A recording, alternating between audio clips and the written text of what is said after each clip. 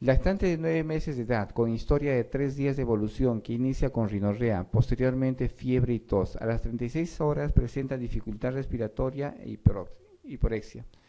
Al examen se constata subcrepitantes bilaterales, hígado 2.5 centímetros, congestión timpánica bilateral, presenta albuminuria, su diagnóstico probable será bronconeumonía probablemente bacteriana, shock séptico, proceso infeccioso probablemente viral, otitis media aguda probablemente bacteriana, infección urinaria. Entonces, tiene un niño de 6 meses. Empecemos por el grupo etario. Entonces, el grupo etario de 9 meses, ¿cuál es el germen predominante? ¿Qué es? No, 9 meses. Hemófilos hablamos de 2 años hasta los 5 años. Y en menores de 2 años, hemos dicho en los lactantes, el germen predominante de infección respiratoria, tanto alta como baja, es virus. Piensen en virus. Ese virus produce bronquiolitis, ese virus produce traqueitis o laringotraqueitis o produce rinofaringitis o neumonía viral. Entonces, en menores de 2 años, lo primero que van a pensar es en virus. ¿Sí? No piensen en bacterias, piensen en virus. Infección en las faringo y amígdalas no es bacteria, es virus. Entonces, tiene 9 meses, ¿no? Con historia de 2 días de evolución que inicia con rinorrea, un cuadro respiratorio alto. Si tiene un cuadro respiratorio alto, ya como que descartan la posibilidad de una infección bacteriana, que venga rinorrea, estornudos. Posteriormente tiene fiebre y tos. La tos a veces lo último en aparecer, el último en desaparecer en un cuadro infeccioso viral. Empieza con tos y la tos puede durar hasta una semana. A las 36 horas, que es un día y media, presenta dificultad respiratoria e hiporexia. Entonces ya tiene cuadro respiratorio bajo. Tiene cuadro respiratorio alto y bajo. Al examen se constata subcrepitantes bilaterales, ¿no? Hígado 2.5, que no es muy elevado, congestión timpánica. ¿Cuál es la complicación más frecuente del cuadro respiratorio alto? Otitis media, que no necesariamente va a ser bacteriana, ¿sí? Y presenta albuminuria. Su diagnóstico probable será,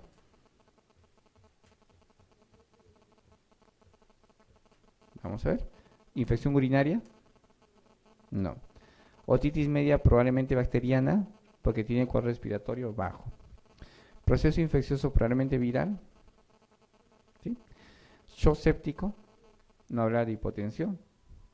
Bronconeumonía probablemente bacteriana, no.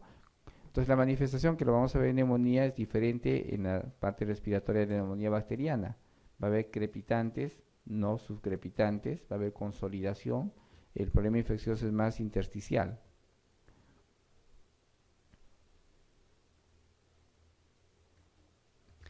Preescolar de 4 años que un día antes presenta fiebre alta, dolor faríngeo, disnea, afonía, babeo, disfagia, estridor respiratorio y tos metálica. Al examen, ansiedad, gran dificultad respiratoria, boca entreabierta, lengua protruida y cianosis perioral. ¿Cuál es el diagnóstico más probable? Aspiración de cuerpo extraño, difteria, epiglotitis aguda, laringitis aguda, pseudocrup. Preescolar de 4 años que un día antes presenta fiebre alta, dolor faríngeo, disneo, dificultad respiratoria, babeo, disfagia, estridor respiratorio, tos metálica. Al examen, ansiedad, gran dificultad respiratoria, boca entreabierta, lengua protruida y cianosis perioral. Aspiración de cuerpo extraño, difteria, epiglotitis aguda, laringitis aguda, pseudocrup. ¿Entre qué patologías estaría?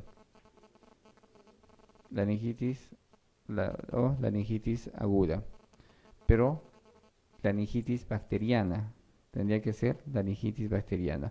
Y algo que caracteriza a la epiglotitis es la salivación, la babeo, la cianosis, la dificultad respiratoria. Y la traqueitis bacteriana se manifiesta con fiebre alta, después de un cuadro de Krupp, de estridor. Ustedes vean babeo, salivación excesiva, cianosis, dificultad respiratoria, eso es epiglotitis.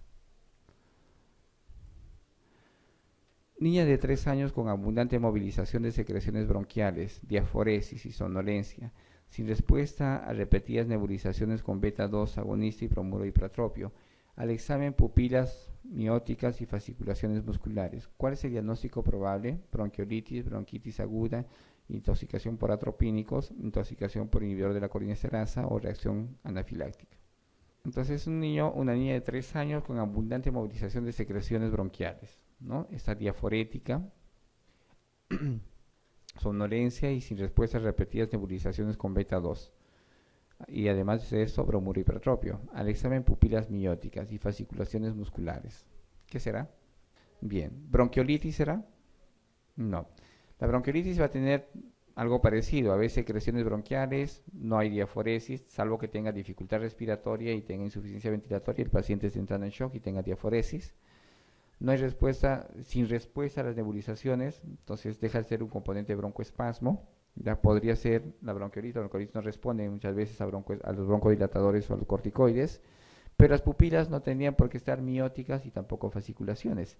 Entonces, hay una intoxicación por un medicamento que está actuando sobre receptores. ¿Qué receptores?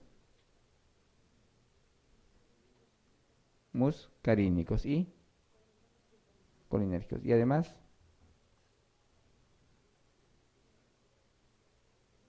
¿por qué se produce la fasciculación? Ustedes a nivel periférico, en la unión neuromuscular, tienen receptores muscarínicos y colinérgicos. Esos receptores son más autonómicos, ¿ya? Todos los receptores que ustedes tienen en la vía respiratoria, cardíaca, gastrointestinal son receptores autonómicos. Y son los receptores beta, los receptores alfa, son adrenérgicos y colinérgicos, ¿ya? Y el corazoncito también tiene respuesta autonómica donde hay movimiento autonómico, ¿ya?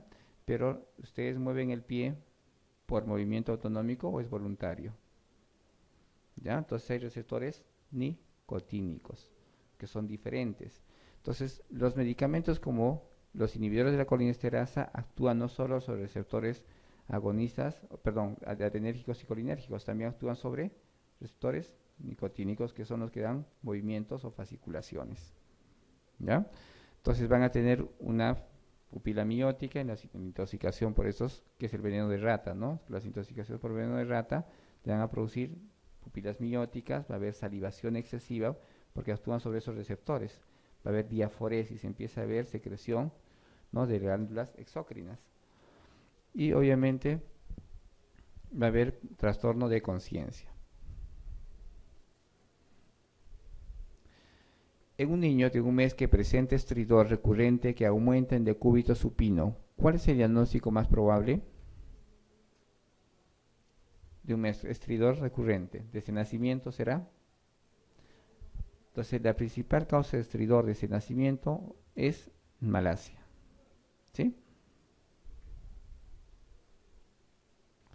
Lactante de 6 meses, eutrófico, con historia de 3 días de evolución que inicia con rinorrea, estornudos, posteriormente fiebre y por ahí a las 36 horas presenta tos y diarrea. ¿Cuál considera usted que es el agente etiológico? Klebsiella, rotavirus, adenovirus, shigella, estafilococo. Eso es un lactante de 6 meses, eutrófico, ¿no?, que además de tener un cuadro respiratorio alto, tiene un cuadro gastrointestinal. ¿Cuál es el que me produce respiratorio y gastrointestinal? El adenovirus, ¿ya? Adenovirus causa de cuadro de infección o de una manifestación clínica respiratoria alta y también puede ser también baja y además gastrointestinal. Y es la principal causa de bronquiolitis obliterante, no se olviden. Bronquiolitis obliterante y artritis, ¿no?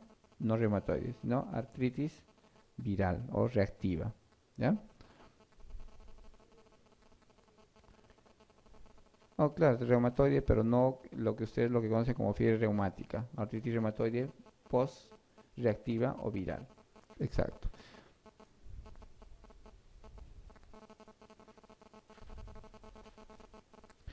Respecto a la rinofaringitis aguda del niño, marque los falsos. Se ha demostrado que eso ya vimos, ¿no?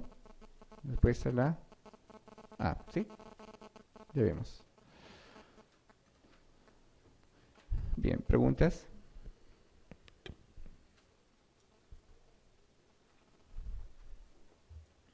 Bien, vamos a acelerar porque ya es la una. Fibrosis quística. La fibrosis quística es una enfermedad congénita, una enfermedad transmitida en forma recesiva, donde se ve la mutación de un gen. Entonces, este gen o todos los genes codifican proteínas, ¿no? Y el gen que codifica esa proteína, que es la responsable de la conducción de los electrolitos como el sodio y el cloro, se ve alterado. Entonces, la proteína, la conductora de transmembrana o la reguladora de transmembrana, que es la responsable de producir el intercambio de sodio y de cloro, ¿ya? Entonces se altera este gen. Y este gen está localizado en cromosoma 7, en el brazo largo del cromosoma 7. Y hay una alteración en la producción de fenilalanina. Es por eso que el responsable generalmente se da a nivel de cromosoma, en cromosoma largo, en el brazo largo del cromosoma 7. Y el más afectado es el AF508. Entonces las manifestaciones generalmente son sistémicas. Hay alteración de las glándulas exócrinas. Por eso lo que vamos a tener en un paciente con fibrosis quística es una manifestación respiratoria y manifestación gastrointestinal, además de las otras glándulas exócrinas, que no solo vamos a encontrar. Va a haber compromiso también a nivel de glándulas que se encuentran en los genitales tanto del varón como de la mujer. ¿Ya? Entonces, si va a haber manifestaciones pulmonares como tos crónica, es un problema respiratorio crónico, donde hay secreción espesa, ¿ya? La secreción espesa no se moviliza y ese es un foco de cultivo para el incremento de los gérmenes. El germen que predomina en el paciente con fibrosis quística que produce neumonías recurrentes es la pseudomonas. En frecuencia le sigue el estafilococo, ¿ya? Puede haber infecciones micóticas también, puede haber infecciones por hongos e infecciones bacterianas, por ese gran negativo que es la pseudomonas. ¿Ya? Además va a haber compromiso digestivo, entonces va a haber un síndrome de mala absorción, el páncreas se ve afectado, las células exócrinas del páncreas se afectan, entonces no hay una absorción adecuada por el déficit de estas enzimas que son las pancreáticas. Entonces el déficit no solo se va a presentar a nivel gastrointestinal, también respiratorio.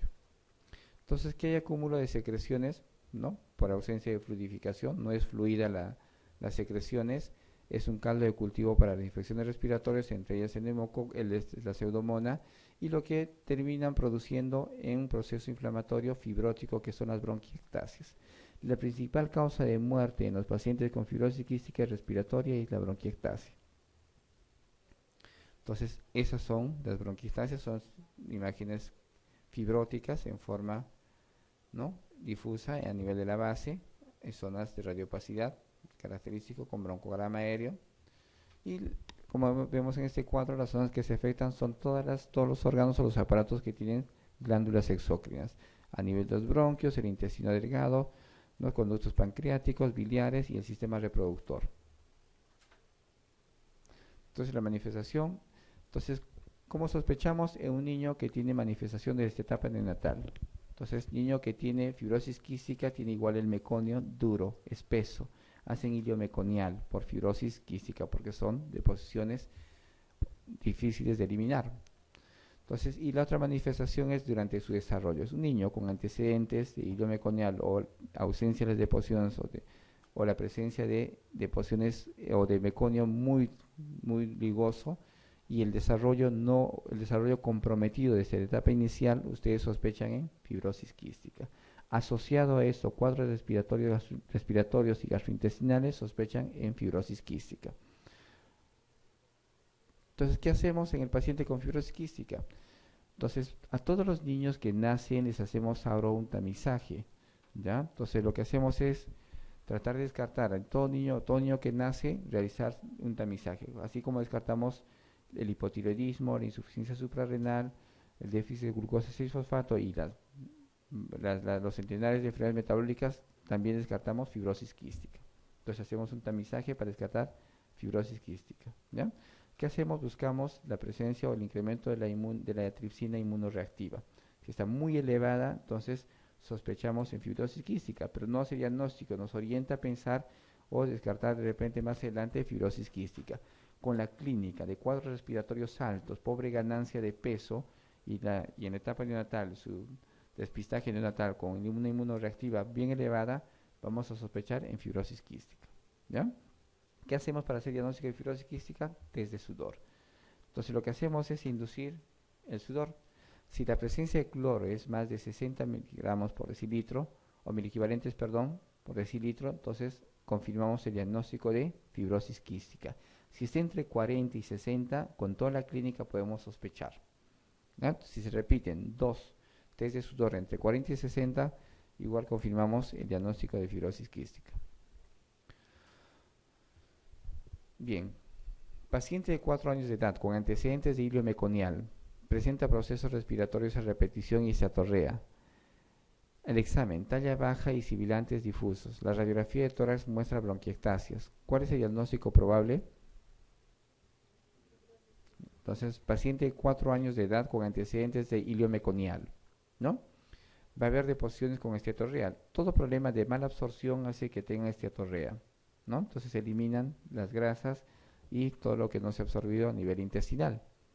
Pobre ganancia de peso, va a tener talla baja, estamos hablando de un niño con desnutrición crónica y tiene problemas respiratorios crónicos. Entonces, nunca se olviden, será fibrosis quística.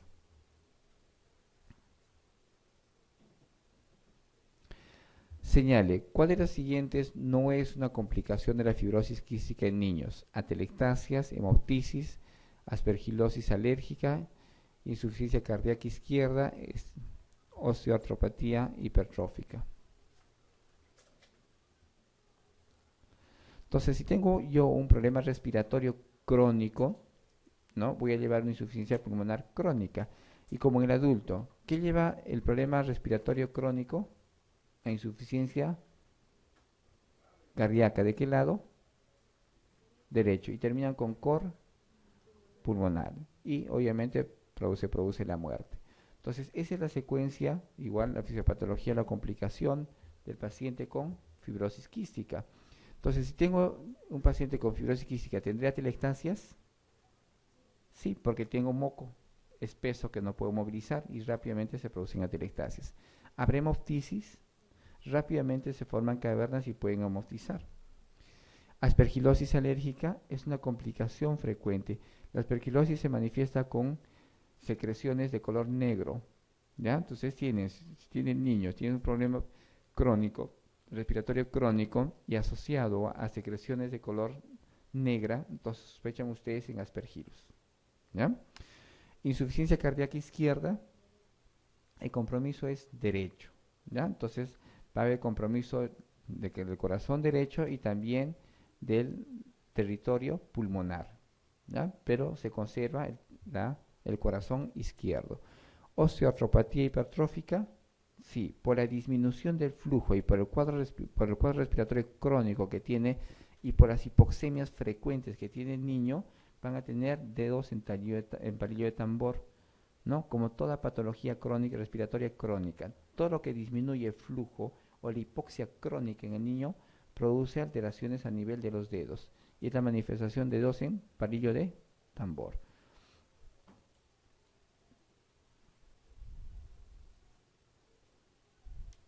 En la fibrosis quística del páncreas, mucoviscidosis, la causa más frecuente de muerte se debe a complicaciones originadas por la existencia de pancreatitis aguda, bronquiectasias, obstrucción intestinal, alteraciones hidrosolíticas, perforaciones intestinales. ¿La? Bronquiectasias. Hemos dicho que la causa principal de muerte son respiratorias y son las bronquiectasias, ¿sí? ¿Qué coloniza? ¿Qué germen coloniza?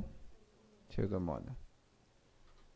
¿Cuál es el germen causal más frecuente de neumonía en pacientes con fibrosis quística? Pseudomonas. ¿Le sigue en frecuencia? Estafilococo.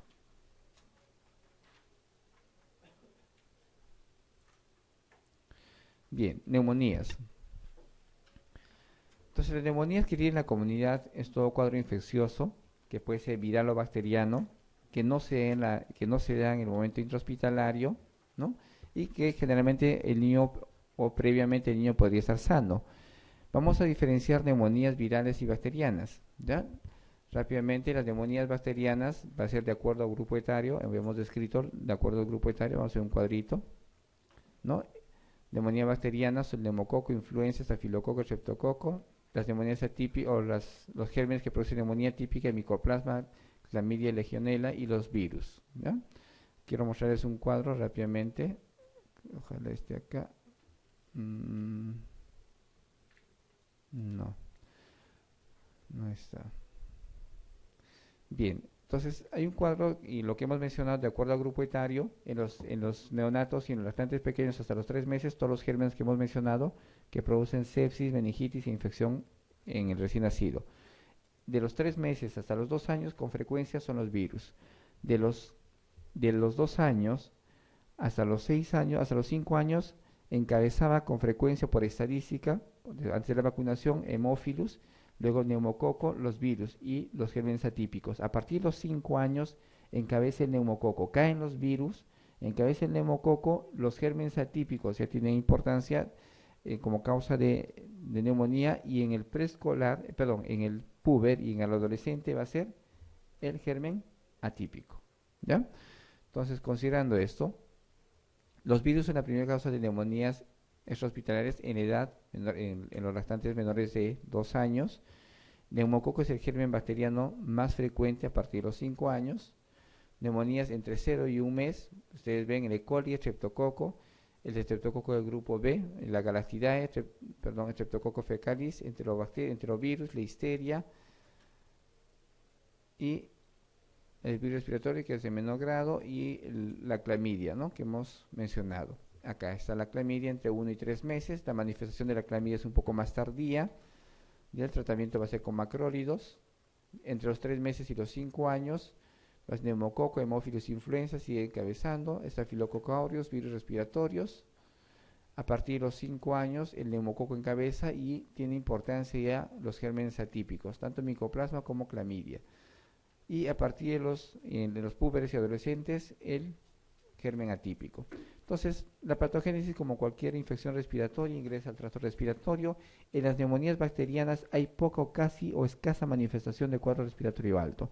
No van a tener rinorrea, estornudos rápidamente, ¿no? Infecta la vía respiratoria baja. La infección puede ser por vía canalicular, muy poco es la infección por vía hematógena.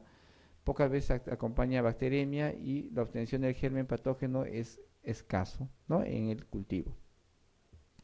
Entonces, para hacer diagnóstico de certeza, ustedes tienen que aislar el germen. Entonces, sospechamos siempre con toda la manifestación clínica que tenemos, ¿no?, la radiografía de tórax que nos ayuda a confirmar, y podemos de alguna manera reforzar un poco el diagnóstico con los exámenes de laboratorio, con un hemograma con desviación izquierda, un PCR que nos puede indicar infección bacteriana. Ese PCR, como hemos indicado, tiene un valor predictivo negativo que nos orienta un poco, la positividad nos orienta a pensar en infección bacteriana, y el BCG lo dejamos más para infecciones específicas como la tuberculosis. Entonces, no hay clínica patognomónica en la clínica, así como en la radiografía. Entonces, no hay una clínica patognomónica para un germen. La radiografía tampoco es patognomónica. Nos puede orientar las manifestaciones o las formas de presentación radiológica para un germen. El estafilococo tiene una forma, como lo vamos a mencionar. El neumococo tiene una otra forma. El virus respiratorio sincitial también. Los virus y el micoplasma. Entonces, bacteremias, va a haber, el tiempo de enfermedad puede ser variable, fiebre alta generalmente, las infecciones virales, la fiebre puede ser 1 o 2 días, no hay compromiso de estado general en las virales, pero sí en las infecciones bacterianas. La tos puede ser variable en ambos, hay agitación en ambos. Los sibilantes, eso es importante, están ausentes en las infecciones bacterianas, no van a encontrar sibilantes. Cuando ustedes sospechan en neumonía y hay presencia de sibilantes, ustedes sospechan en infección viral y gérmenes atípicos. Los gérmenes atípicos ya producen neumonía, pero van a tener manifestación también de sibilantes. Entonces, el germen atípico, que lo vamos a ver más adelante, se manifiesta de forma totalmente distinta a la infección bacteriana. Consolidación. La consolidación está presente. La consolidación significa proceso inflamatorio por presencia de secreción, detritus. Todas las células, los mismos gérmenes y las células que infiltran producen una consolidación. ¿Y qué consolidan o qué comprometen? El alveolo, ¿ya? Y eso es lo que va a manifestarse como una radiopacidad en la radiografía. En cambio, las infecciones virales no hay consolidación, más es un compromiso intersticial, no se ve afectado el alveolo, se compromete la parte que está alrededor del alveolo, que es el intersticio, ¿ya? Que la imagen es totalmente diferente. Los crépitos están presentes en las infecciones bacterianas. El crépito se da al final de la inspiración. Ustedes cuando escuchan, si escuchan ruidos en la inspiración y la expiración, van a escuchar subcrépitos. Entonces, inspiración y expiración son subcrépitos. Pero si el sonido se da al final de la expiración, inhala, y hay un frote, hay un ruido al final de la expiración, estamos hablando de crépitos, ¿ya? Otra característica que no está escrito acá es el soplo tubárico. El soplo tubárico es propio de las consolidaciones, de la neumonía, cosa que no van a encontrar ustedes en la infección viral. Pero ojo, las atelectasias también pueden soplar. Hay un soplo tubárico en las atelectasias. En el contexto de un cuadro infeccioso con fiebre, dificultad respiratoria, sin cuadro respiratorio alto y sopla, entonces eso es neumonía, ¿sí? Bacteriana, neumonía bacteriana, perdón. Entonces, no todo lo que la IEPI de alguna manera les dice, no solo al personal médico, al personal no médico, es que toda frecuencia respiratoria ya deben sospechar ustedes en neumonía. Este es un programa para la periferia que va muy bien y que logran identificar todo niño con factor de riesgo con incremento de la frecuencia respiratoria, lo separan y diagnostican neumonía, ¿no? Entonces ustedes, todos hemos estudiado en el pregrado, ¿no? Que la IEPI lo hemos visto y eso lo trabajan muy bien en las comunidades o en la periferia. Eso para identificar a todo niño con factor de riesgo o con incremento de respiración. Entonces no todo incremento de frecuencia respiratoria es neumonía, puede ser problema inflamatorio como asma, ¿no? O cuadro infeccioso viral. No necesariamente va a ser neumonía bacteriana. Entonces es por eso que han hecho un estudio de hace bastante tiempo, ya tiene 2006, en Pakistán, donde todos los niños con problemas respiratorios aparentemente leves o moderados recibían antibióticos, ¿no?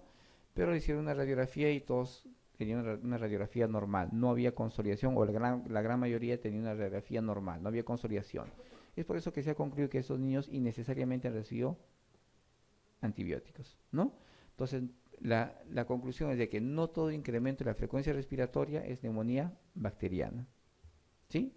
Entonces, la mayoría de veces, y dependiendo del grupo etario, son virales y no necesitan antibióticos. Esta es una placa normal, anteroposterior. Las placas que se toman en niños son anteroposteriores, en los adultos es posterior-anterior, ¿sí?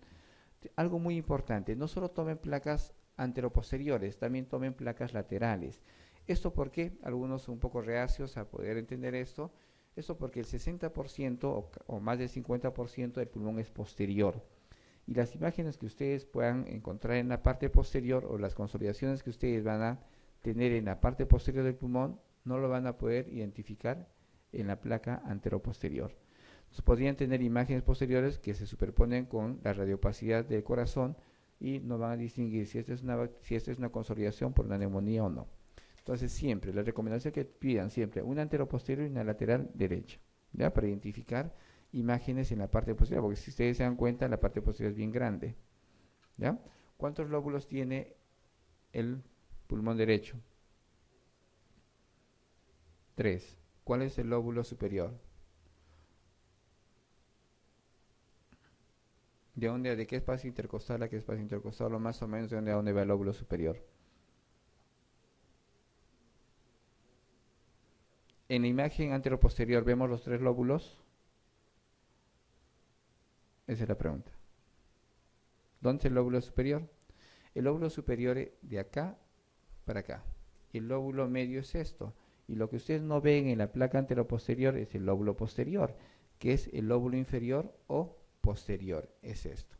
Entonces, si ustedes tienen una consolidación en el lóbulo inferior, no van a poder distinguir en la placa anteroposterior. De ahí la importancia de pedir una placa lateral, ¿ya? Entonces, ¿qué vemos acá?